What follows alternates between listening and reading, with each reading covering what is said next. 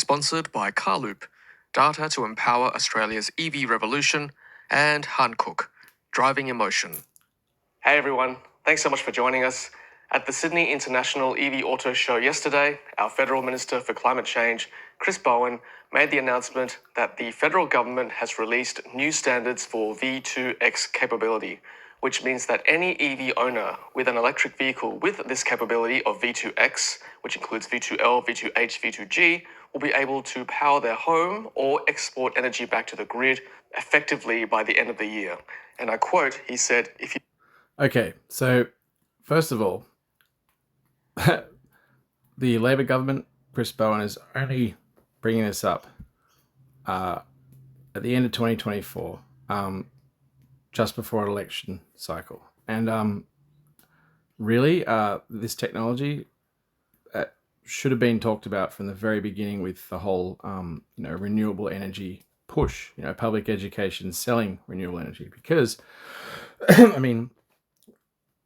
as we start increasing renewable energy and replacing things, the two things that, people worry about are the base load, which the other side of politics, Peter Dutton, is saying, well, we need why not go for modern nuclear, which could be plugged in effectively into where the legacy coal-fired plants were used to exist. And people who oppose that for a lot of ideological reasons are like, well, we won't need that, if we have enough renewable, which I disagree with. But see, we're talking here about peak load generation. So this is when everybody comes home and turns all their freaking appliances on, and the sun's going down. And without mass storage of renewable power at the government level, you can't easily replace peak load with anything. And peak load generation is currently in Australia and most places in the world powered by inefficient but rapidly responsive natural gas powered generators, which is fossil fuel. So the idea is that people who have electric vehicles in the city, and there's a lot of them at the moment. Well, they've got they're effectively got reasonably large capacity batteries that can deliver a current quite a high output current on demand. And if everybody together was feeding that into the grid at peak demands when most people are at home, then that could actually replace, theoretically with enough electric vehicles, could replace fossil fuel peak generation. And I ran this by AI, so let's see what he has to say.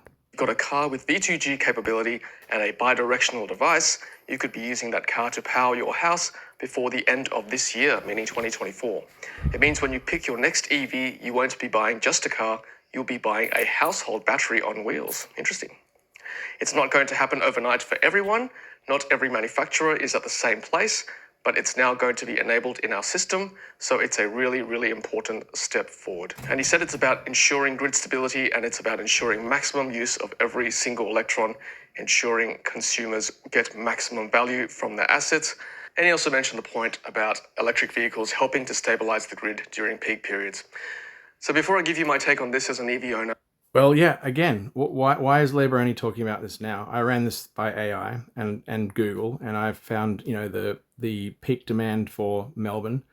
I found it for Victoria, but in Melbourne, let's say it's about 5,000 gigawatt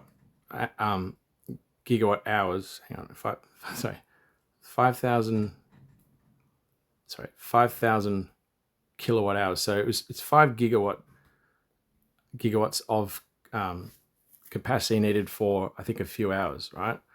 And I sort of said, okay, let's say there's 10,000 Teslas right now in Melbourne with a 70 kilowatt hour battery pack that, isn't going to be used the next day because they're just going to drive to work, right? If all of those plugged in and provided a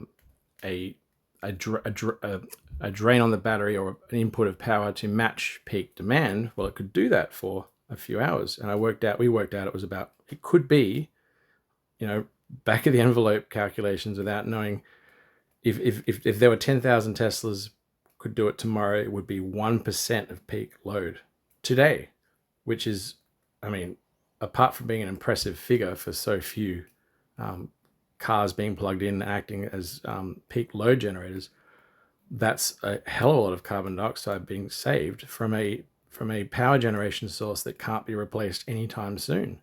I mean, the government can keep adding renewables and spend a lot of money on it, but without storage, it's not going to provide that peak load demand.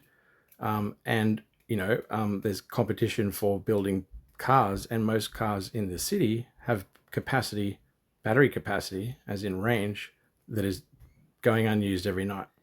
So, I mean, why is Chris Bowen only talking about this at the end of 2024? When Trump's about to get in. I mean, the timing couldn't be worse. He could have got the renewables side of the government, that side of politics, should have been talking about this seriously for the last 4 years at least. It's going to be much harder to sell this or get anyone to care now. It's certainly not going to replace nuclear, which is another thing. I just want to explain to you what V2X is. V2X includes three major things: V2L, V2H, and V2G. V2L, which stands for vehicle to load, actually already exists for many brands of EVs, including my BYD Seal behind me here. I'll demonstrate to you what that means.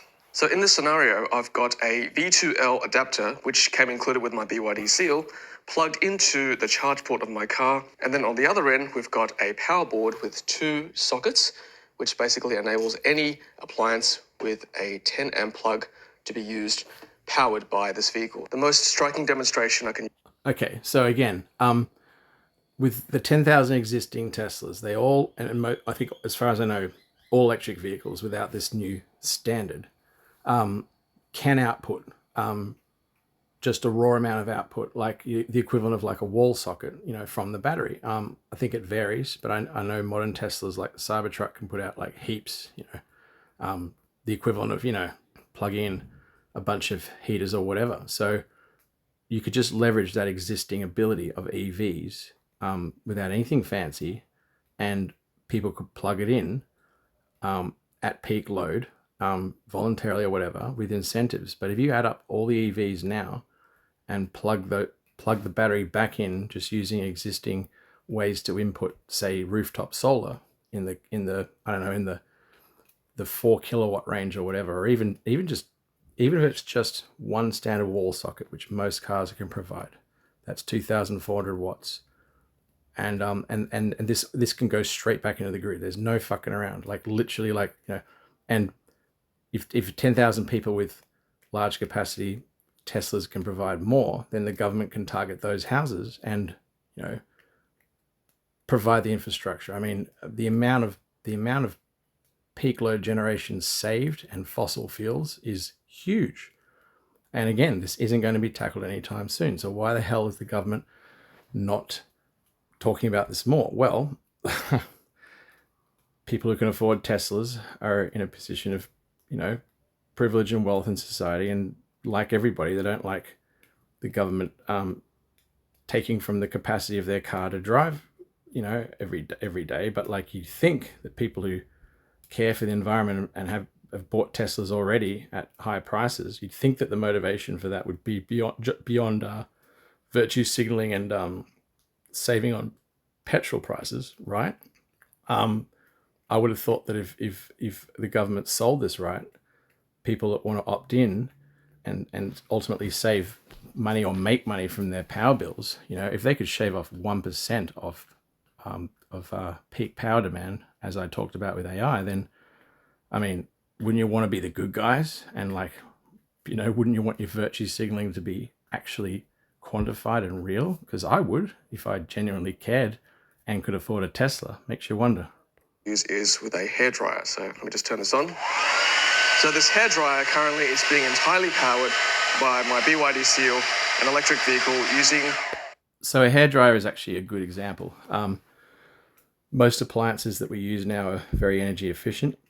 Light bulbs use 4 or 5 watts. They used to use 40 to 100. TVs use a few hundred watts. But yeah, kettles and hairdryers and electric ovens, these use a lot of power. So he's just plugging in as far as I know, all EVs can do this without any major whatever. They can basically output the equivalent of a hairdryer running. If 10,000 cars output the maximum they can within the car's existing technology without anything additional, then plug that back into the grid during peak time. That's going to add up a lot. V2L, which is part of the V2X family. Now, prior to yesterday's announcement, officially speaking, no electric vehicle can export energy to the home in its entirety or back to the grid with any commercial device because these standards had not been released and this capability was not switched on yet. But because of yesterday's announcement by Chris Bowen, it means that once electric vehicle manufacturers like BYD and others in the market get their vehicles tested and approved for V2X. Well, look, it's not. We are like most of Melbourne, for example, already has smart meters. People have been generating solar for a long time, which is, it needs inverters and so forth to contribute to the grid. And they were pretty late on that. But look, electric cars, if they are built to be charged with 240 volts like we have from the mains, and they already have the ability to output, then it isn't really, there isn't any conversion left to do. The car's doing it. At best it would be a software update for the car to kind of know, okay, for the next 4 hours, this thing's going to be outputting the maximum that it was designed to do. We don't need any new fucking design cars. All the existing Teslas out there and whatever running in the could already be doing this. So why aren't they? Australia, we as owners can suddenly utilize this huge battery in these EVs to power our home or export back to the grid. So what does that actually mean in theory? Well, at the moment, I've got a home battery here in the town. Well, exactly. I mean, if you have enough money to afford a $70,000 Tesla and you have solar on your roof and you already have a home battery, I think they're like 10,000 kilowatt hours. I see them around. Well, your car, if you're not planning on driving 400 kilometers the next day, is a 70 kilowatt hour battery whose capacity is going to waste. This should have been obvious from the very beginning of EVs, and it could have been more easily sold to the public in terms of the idea 5-6 years ago than it can be now, because now people are sick of all of this crap. Now people are going, people's tolerance for government coercion is now very low. So for Chris Bowen to bust this out at the end of 2024, late to the game, and it seems to me like pure NIMBYism. The government freaks out at basically anything that's seen as coercive to the people who have Teslas. I mean, and also doesn't want people, for whatever reason, using the power for themselves. I'm not even proposing that. I'm saying, like, it'd be great if you could use a Tesla for your own power needs, whatever, Tesla battery pack. But yeah, this is quite frankly ridiculous. Like, the people who build these cars, they think of these things in advance. The government can pretend, that, we don't have the right this and that and safety this and that. I mean, at the end of the day, if it isn't NIMBYism stopping them, then it's pathetic, duplicated over-regulation and nanny state safety concerns, which I think are, well, I'm not a fucking Sparky, but like everything else around this is working already. 1% of peak load being supplied for is a hell of a lot of CO2. People that have EVs could be, championed as not only did you buy an electric car to help the environment when you drive, but you're now helping the environment just by plugging it back in and opting into a vehicle to transmission, a vehicle to power thing. I mean, like, knocking out 1% of peak load, which is for the foreseeable future has to be generated by gas, fossil fuels. I mean, why make it make sense? Tesla Powerwall 2, and that has a capacity of 13.5 kilowatt hours. So, contrast to my BYD Seal, which is the long-range variant, it has a battery pack of 82 kilowatt hours, which means it's actually got 6 times the capacity for energy storage when compared to my Tesla Powerwall 2. So just let that sink in for a minute here. I'd have to buy 5 more of these babies, or the Tesla Powerwall 3, to have the same amount of storage as my BYD Seal, and it wouldn't be as versatile because I couldn't drive these batteries around town. Whereas with my car, of course, I can use that to get around town and go on road trips. So to put into practical terms, Precisely. I mean, modern high-end EVs have, 50 to 85 kilowatt hours of power. That's a lot of power. You could plug in a hairdryer or a large heater into your car and run it for 40 hours straight. Yeah, roughly 40 hours straight, just you. And people don't like the idea of peak load generation is, renewables generate power when the sun's up during the day. Peak load comes regardless of any conditions for renewables, and in winter, well after the sun's down. And this kind of idea and concept means, when you drive to work, you plug your car in, and because you sacrificed your car's battery capacity, life, and everything the night before to provide peak hour, well, you can then charge it when the sun's shining through the greater grid at work, and when you come home, you've got a full battery again, charged when you're at work. And if you do need to drive the next day out in the country and use your actual capacity of your car, you can do that. But if not, peak load kicks in again, and if 1% can be replaced now with existing electric cars, then pretty soon we won't need to fire up gas generators for peak load, which is huge.